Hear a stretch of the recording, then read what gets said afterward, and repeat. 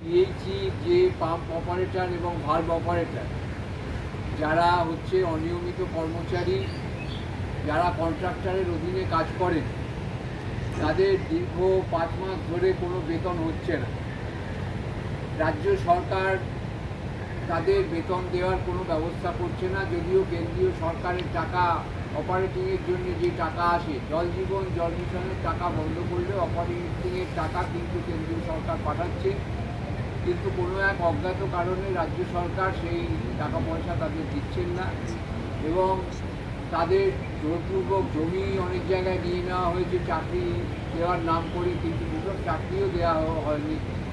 এই যে সমস্ত সমস্যা এবং তার সঙ্গে আছে তাদের নিরাপত্তার ব্যাপার, চাকরির নিরাপত্তার ব্যাপার, যেভাবে পাম্পগুলোকে নিরাপত্তার সঙ্গে চালানোর দরকার, যারা পাম্প অপারেটর আছেন বা ভালভ অপারেটর তাদেরকে নিরাপত্তা দেওয়ার দরকার, সেটাও রাজ্য সরকার দিতে পারছে না। এই সমস্যা নিয়ে আজকে এই সাংবাদিক সম্মেলন ডাকা হয়েছে সরকারের দৃষ্টি আকর্ষণ করার জন্য, এবং এই সম্মেলনের মধ্যে দিয়ে বা আমরা যে চিঠিপত্র দিয়েছি সেই চিঠির মাধ্যমে আমরা পৌঁছে দেওয়ার চেষ্টা করছি সরকারের কাছে আমাদের দাবি। যদি সরকার এই সমস্ত দাবি না নেয় মানে, তাহলে আগামী দিনে আমরা যে সরকারি দপ্তর আছে পিএইচই নিজালয় সর থেকে, সেখানে লাগাতার অবস্থানের মতো কর্মসূচি নিতে বাধ্য হবে। এই বিষয়ে অর্জুন সেনগুপ্ত তিনি তার বক্তব্য রাখেন।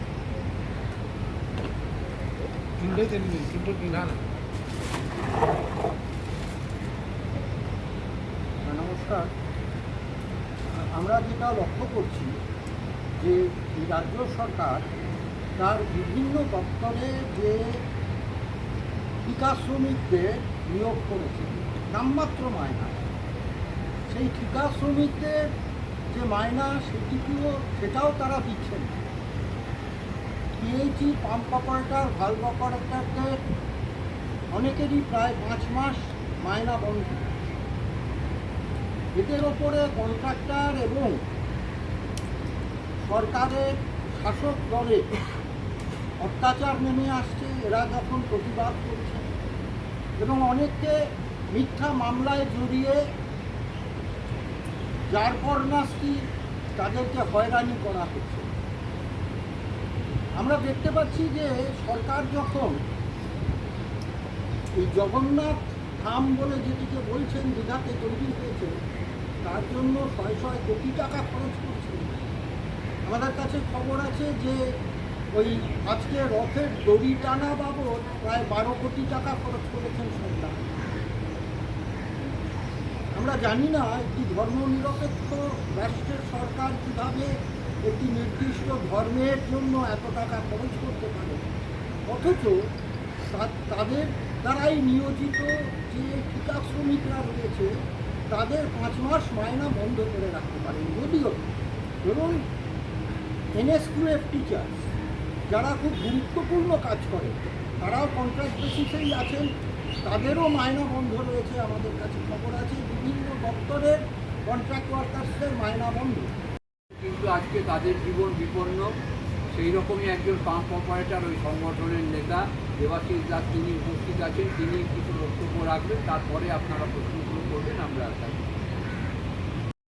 তার থেকেও মনে হয় প্রচুর টাকার দুর্নীতির রহস্য বেরিয়ে আসবে। তা আমি বলতে চাই যে আমাদের মতন কর্মচারীদের যাতে বেতনটা নিয়মিত করা হোক এবং আমাদের যে কর্মচারী আছে তাদের সামাজিক সুরক্ষার আওতাভুক্ত এবং আমাদের যে নিরাপত্তা সেই নিরাপত্তা সুনিশ্চিত করার দাবি জানাচ্ছি। যে তার থেকেও মনে হয় প্রচুর টাকার দুর্নীতির রহস্য বেরিয়ে আসবে। তা আমি বলতে চাই যে আমাদের মতন কর্মচারীদের যাতে বেতনটা নিয়মিত করা হোক এবং আমাদের যে কর্মচারী আছে তাদের সামাজিক সুরক্ষার আওতাভুক্ত এবং আমাদের যে নিরাপত্তা সেই নিরাপত্তা সুনিশ্চিত করার দাবি জানাচ্ছি। তার থেকেও মনে হয় প্রচুর টাকার দুর্নীতির রহস্য বেরিয়ে আসবে। তা আমি বলতে চাই যে আমাদের মতন কর্মচারীদের যাতে বেতনটা নিয়মিত করা হোক এবং আমাদের যে কর্মচারী আছে তাদের সামাজিক সুরক্ষার আওতাভুক্ত এবং আমাদের যে নিরাপত্তা সেই নিরাপত্তা সুনিশ্চিত করার দাবি জানাচ্ছি।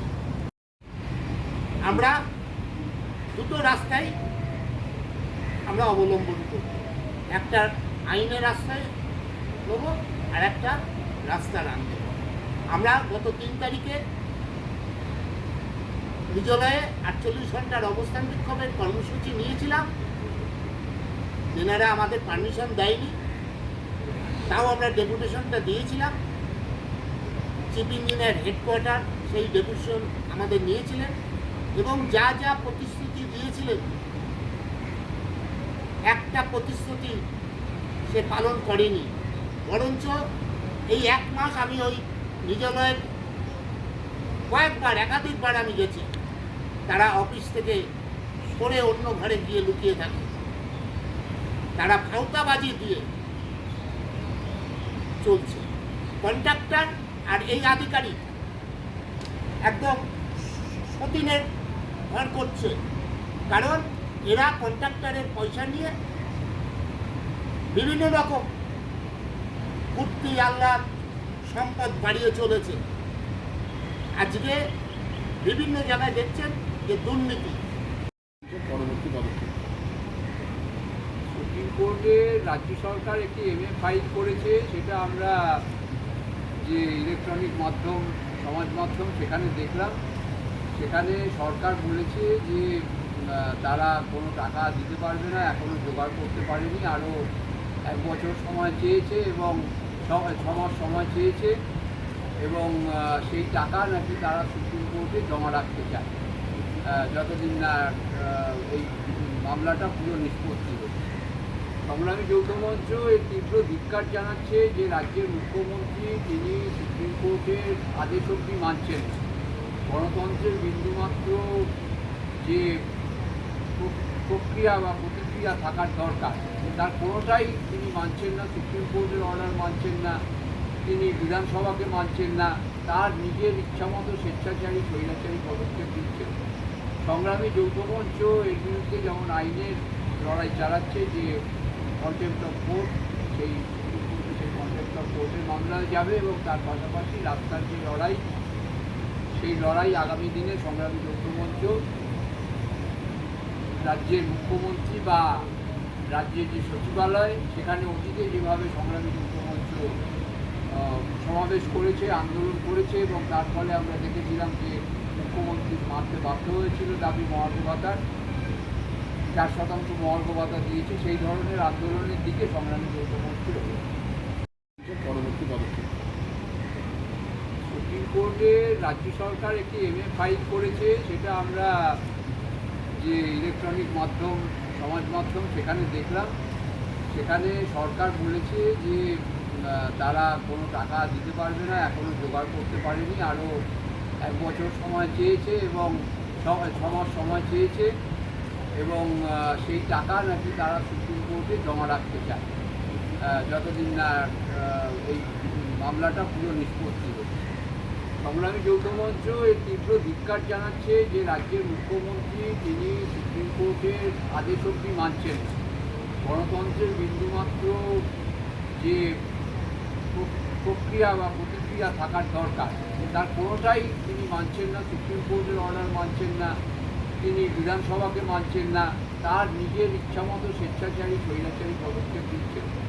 সংগ্রামী যৌথ মঞ্চ এর বিরুদ্ধে যেমন আইনের লড়াই চালাচ্ছে, যে কন্টেম্পট অফ কোর্ট, সেই কন্টেম্পট অফ কোর্টের মামলায় যাবে এবং তার পাশাপাশি রাস্তার যে লড়াই, সেই লড়াই আগামী দিনে সংগ্রামী যৌথ মঞ্চ রাজ্যের মুখ্যমন্ত্রী বা রাজ্যের যে সচিবালয় সেখানে অতীতে যেভাবে সংগ্রামী যৌথ মঞ্চ সমাবেশ করেছে, আন্দোলন করেছে এবং তার ফলে আমরা দেখেছিলাম যে মুখ্যমন্ত্রী মানতে বাধ্য হয়েছিল দাবি মহার্ঘ ভাতার 4% মহার্ঘ ভাতা দিয়েছে। সেই ধরনের আন্দোলনের দিকে সংগ্রামী যৌথ মঞ্চ রয়েছে। ঠিক আছে, 3.5 লক্ষ সরকারি কর্মচারী পদের বেতন ভাতা মানে মহার্ঘ ভাতা সহ অফিস খরচ পুরো টাকা কেন্দ্রীয় সরকার দেয়। সেই টাকা রয়েছে। বোর্ড কর্পোরেশন, পঞ্চায়েত, শিক্ষক তাদের 60% টাকা কেন্দ্রীয় সরকার দেয়। সেই টাকা রয়েছে, সেই টাকার হিসেব আমরা চেয়েছি। আজ অবধি রাজ্য সরকারের সেই টাকার হিসেব দেওয়ার সাহস হয়নি। সাধারণ মানুষকে বিভ্রান্ত করছে, সংবাদ মাধ্যমকে বিভ্রান্ত করছে, টাকা নেই বলে। এটা সম্পূর্ণ মিথ্যে কথা। এবং যে টাকা বাজার থেকে ধার করছে সেটা সরকারি কর্মচারীদের দেওয়ার জন্য নয়, সেটা অন্য কোনো কারণে, যে আবাস যোজনা যেখানে চুরি হয়েছে বলে সরকার নিজেই সেখানে নাকি টাকা দেবে, এইসব কারণে করছে। সরকারি কর্মচারীদের টাকা চুরি করে অন্য কাজে লাগানো হয়েছে। সংগ্রামী যৌথ মঞ্চ এর তীব্র প্রতিবাদ জানাচ্ছে। আজকে 12টা অবধি, রাত্রি 12টা অবধি সময়সীমা। 27 তারিখের মধ্যে এর মধ্যেই একটা কন্টেম্প হয়ে গেছে, কারণ সুপ্রিম কোর্ট করেছিল অর্ডার দেওয়ার 4 সপ্তাহের মধ্যে, যেটা গত 14ই জুন সেই সময়সীমা পেরিয়ে গেছে। তার মধ্যে অর্ডার বের করতে বলেছিল এবং 27শে জুনের মধ্যে টাকা দিয়ে দেওয়ার কথা বলেছিল। তো আজকে সেই 27শে জুন রাত্রি 12টার পরে এই কন্টেম্প মামলা ফাইলের থেকে আমরা ঠিক আছে। 3.5 লক্ষ সরকারি কর্মচারী পদের বেতন ভাতা মানে মহার্ঘ ভাতা সহ অফিস খরচ পুরো টাকা কেন্দ্রীয় সরকার দেয়। সেই টাকা রয়েছে। বোর্ড কর্পোরেশন, পঞ্চায়েত, শিক্ষক তাদের 60% টাকা কেন্দ্রীয় সরকার দেয়। সেই টাকা রয়েছে, সেই টাকার হিসেব আমরা চেয়েছি। আজ অবধি রাজ্য সরকারের সেই টাকার হিসেব দেওয়ার সাহস হয়নি। সাধারণ মানুষকে বিভ্রান্ত করছে, সংবাদ মাধ্যমকে বিভ্রান্ত করছে, টাকা নেই বলে। এটা সম্পূর্ণ মিথ্যে কথা। এবং যে টাকা বাজার থেকে ধার করছে সেটা সরকারি কর্মচারীদের দেওয়ার জন্য নয়, সেটা অন্য কোনো কারণে, যে আবাস যোজনা যেখানে চুরি হয়েছে বলে সরকার নিজেই সেখানে নাকি টাকা দেবে, এইসব কারণে করছে। সরকারি কর্মচারীদের টাকা চুরি করে অন্য কাজে লাগানো হয়েছে। সংগ্রামী যৌথ মঞ্চ এর তীব্র প্রতিবাদ জানাচ্ছে। আজকে 12টা অবধি, রাত্রি 12টা অবধি সময়সীমা। 27 তারিখের মধ্যে এর মধ্যেই একটা কন্টেম্প হয়ে গেছে, কারণ সুপ্রিম কোর্ট করেছিল অর্ডার দেওয়ার 4 সপ্তাহের মধ্যে, যেটা গত 14ই জুন সেই সময়সীমা পেরিয়ে গেছে। তার মধ্যে অর্ডার বের করতে বলেছিল এবং 27শে জুনের মধ্যে টাকা দিয়ে দেওয়ার কথা বলেছিল। তো আজকে সেই 27শে জুন রাত্রি 12টার পরে এই কন্টেম্প মামলা ফাইলের থেকে আমরা কর্মচারী ইউনিয়নের সভাপতি। আমি দীর্ঘ 30 বছর 93 থেকে 500 টাকা বেতনে আমি ঢুকেছি। এবং যখন আমিও নিজেও জমিদাতা, তখন আমাকে বলা হয়েছিল যে তোমাদের এইগুলো পার্মানেন্ট। যাই হোক, দীর্ঘ লড়াই করে এসেছি, কিন্তু সেই রকম কোনো সরকার, বিগত দিনের সরকারও গুরুত্ব দেয়নি, এই সরকারও গুরুত্ব দেয়নি। ইতিমধ্যে এর আগেও বছরখানেক আগেও 8 মাস বন্ধ ছিল।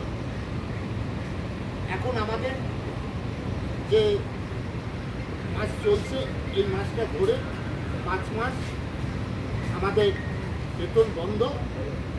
আমরা কাজ করে যাচ্ছি কিন্তু বেতন পাচ্ছি না। এটা সভ্য সমাজে খুবই লজ্জার বিষয়।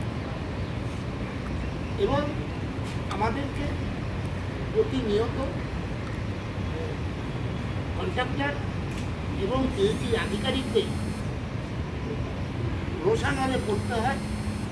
তারা বিভিন্ন রকম পিএইচই অস্থায়ী কর্মচারী ইউনিয়নের সভাপতি। আমি দীর্ঘ 30 বছর 93 থেকে 500 টাকা বেতনে আমি ঢুকেছি।